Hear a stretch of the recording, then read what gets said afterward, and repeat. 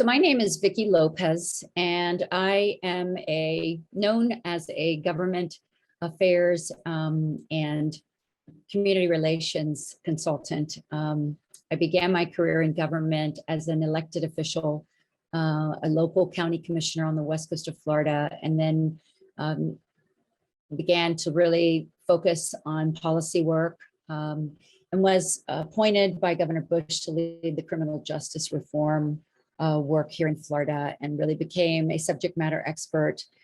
Spent approximately a decade doing that and speaking across the country. And so I am the owner of my own government relations firm and have been very committed to community service and to public service for many, many years.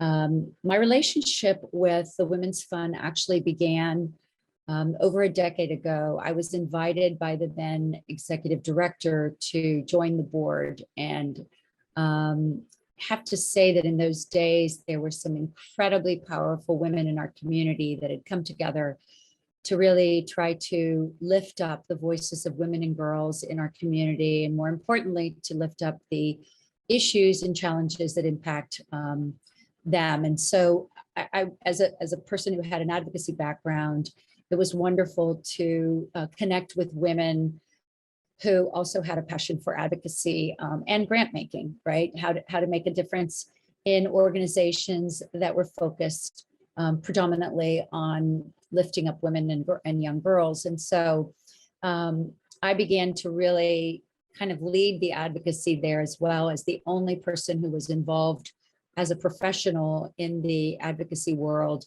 I was able to take the sort of passion of other board members and translate that into ways in which the Women's Fund could actually become a real player in the advocacy arena, and which we did really quite well.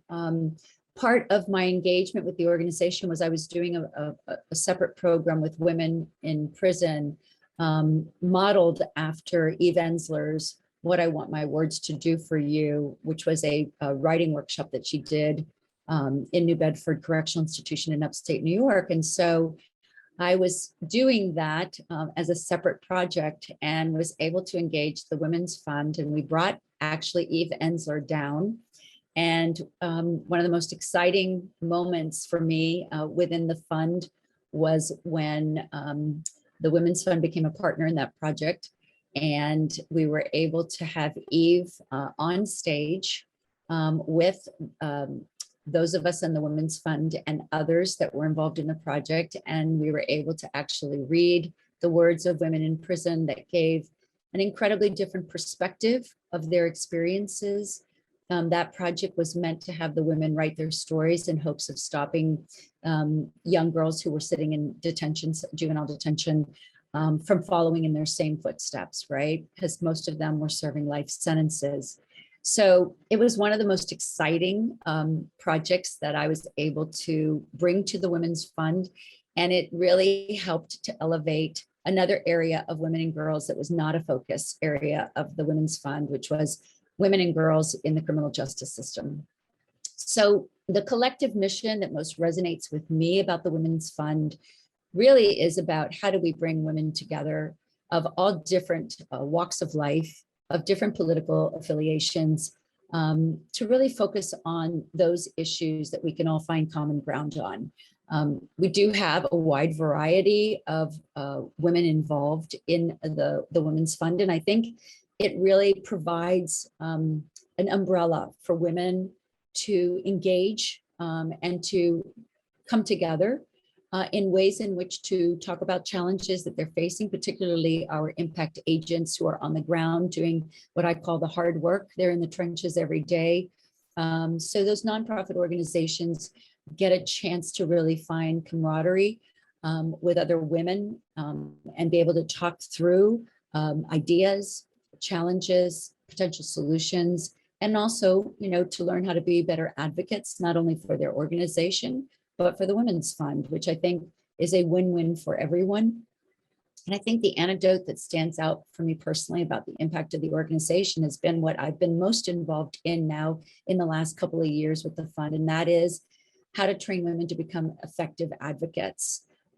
Every day I see women attempting to put forth policy perspectives or to communicate the work that they're doing on the ground in a way that is often not very effective with either elected officials or interested parties, potential partners, or even people that could in fact be donors for the organization. And so I think the sort of notion that this is your women's fund, that sort of anecdote about how we don't exist separate and apart from each other. The fund is actually the sort of convening of these voices, bringing subject matter experts in the different pillars that the Women's Fund has identified that are important to women and girls in our community, and really sort of setting the stage and the foundation for these very important discussions. Makes the Women's Fund that umbrella for me. And I always use that term because for me, it is sort of a cover for all of us, right? Many of us are doing work on our own, but we are often much better when we come together. And so the Women's Fund is the convener of all of these voices and all of these ideas and things that really would never see the light of day, but for the Women's Fund. So the exciting part about the Women's Fund for me is how they've managed to bring these different voices into the room. And really what the fund, being a part of the fund means to me is an ability to continue to learn from other women, right? I mean, the work that I do is only informed by those that are actually on the ground doing the work. And so personally for me, it's a way of giving back, obviously. I'm the one who conducts the effective advocacy trainings, and I consider it an honor and a privilege to do so. The ability to share my experiences and what I have learned over the years with other women who have the same passion to make a difference has been incredibly meaningful to me. But more importantly, what I've gotten from this experience of being engaged with the Women's Fund is really a way to incubate somewhat of a resource, a learning center that goes both ways, right? I mean, I can't have all the answers. So in sharing my stories and in sharing my experience, I'm also able to glean what's really going on in the community that helps me be a better advocate myself. And I love the human story. So if you know me, I'm a storyteller. And I like to help others tell their stories. I'm a firm believer that when I tell my story of adversity, that I free others to tell theirs, right? So that we learn to own our stories, that they're not something that we can be, ashamed of or embarrassed about, but that rather that's the story that makes the strong woman you see here today. And it's my real intent, very thoughtful intention, to ensure that others have that same sense of confidence about who they are, the feeling that there is a tribe behind them holding space for them while they tell their stories, and understanding that people do care and that no one is judging anyone in the Women's Fund. As a matter of fact, the stories are so welcomed, but more importantly, no matter how bad the story appears, we are always able to find the light within that story. And I think that that's the important thing, that people continue to see that they have to shine their light, and their story is very light filled, right? Because if you have overcome any adversity of any kind, then the question has to be posed as to what does that say about you that you're still standing here, right? And for me, those are the stories that inspired me, and really actually helped me to continue to do the work that I'm doing. And I think that keeping the pressure points on these issues, because I'm famous for saying that this is not work for the faint of heart. You have to be committed to years of really putting in the effort, so that in the end you will see that you will have accomplished the goal that you set out to years prior. And I'm also a firm believer that you have to celebrate your small victories. I think often we get discouraged when we don't get to see the entire, issue played out before us. But, this is not a sprint. It's definitely a marathon. And as you get to each marker where you feel like your time, when you run a marathon, you're looking at, I've gotten to the 5 mile mark and my time is good. I think we have to do the same as advocates for issues that impact women and young girls. I mean, it's very simple.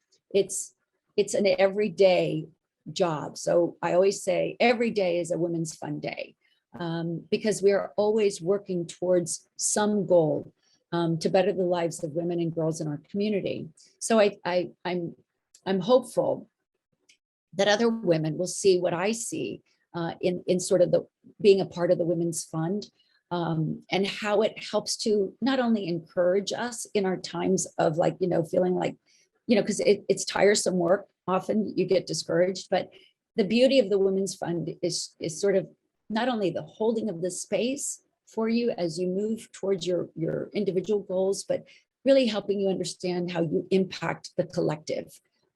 Because every single one of us is part of the matrix of the Women's Fund. So the matrix does not exist, without all of us. And we are one, despite our differences, in culture and in economics.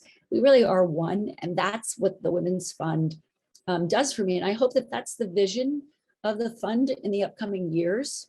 I'm hopeful that we can continue to be the incubator of all voices, and that we can emulate exactly what it is that we want of our elected officials as well, which is, being able to respectfully disagree with each other, not taking things personally, always trying to find common ground, the skill of negotiation and compromise that I hope women will really begin to be leaders in, the sort of notion that we can be kind and thoughtful.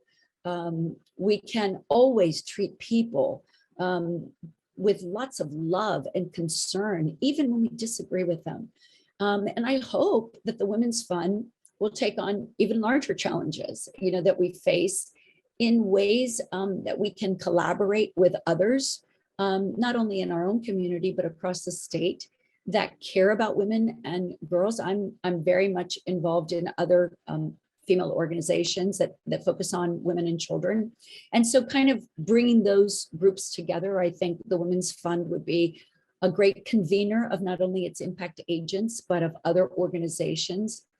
And that we can begin to really brainstorm about how to address some of these issues, right? Always keeping in mind the sort of notion that even though we are idealistic in many ways, we really have to learn to be realistic about the way we go about addressing the challenges and coming up with solutions that are in many ways helpful to others that may not even share our views, right? So for me, the Women's Fund can potentially be the organization in the future that actually reflects that, not only in their speech, but in their actions and how we train women to become better leaders. I'm really a proponent of women in leadership. So potentially having a sort of an incubation of how to help women run for office, regardless of what party they may be affiliated with, and how we support that, right? We can't always agree with everyone, but in places where we can agree with them, that we lift up women that are courageous enough to run for office, courageous enough to be leaders, courageous enough to be appointed to boards where they can really begin to flourish. They can learn, and then they can lead. So I'm excited about the prospects of the future for the fund. What I have been seeing in the last couple of months with young women joining the fund as interns and really beginning to connect at a very deep level with the work of the Women's Fund, I think only helps all of us. Certainly the young voices are passionate, and I think we can really connect young women with older women to be mentors, because so much of us who have been in the trenches for so many years have a lot to share. And what I love about the Women's Fund is that it does, in fact, help to put women together. And I hope that they will do that more often than not as we move into the future years. I think one of the things the fund can look forward to in the future is ways in which we encourage women how to not only effectively advocate, but effectively communicate. I think we have to do more at encouraging women to step into their own personal power and know that their voices count. And I think that we can do probably a lot of trainings in the future that help women understand that their voices are so important, and that each individual voice, regardless of how they feel about what they're talking about, is an important voice to hear. And so my hope and prayer is that the Women's Fund, as it moves forward, begins to train women in how to actually be present with themselves and how to be really comfortable in their own skin and be able to just speak from the heart. I think so much of what I see in young women is, and even older women, they're not sure about themselves. They don't have the confidence that they need in which to really speak out in a way that brings them a lot of pride, because they are important. And those voices are somehow being silenced in ways that we need to uncover and we need to bring to the light. So that's certainly something that I hope the Women's Fund will focus on in the future.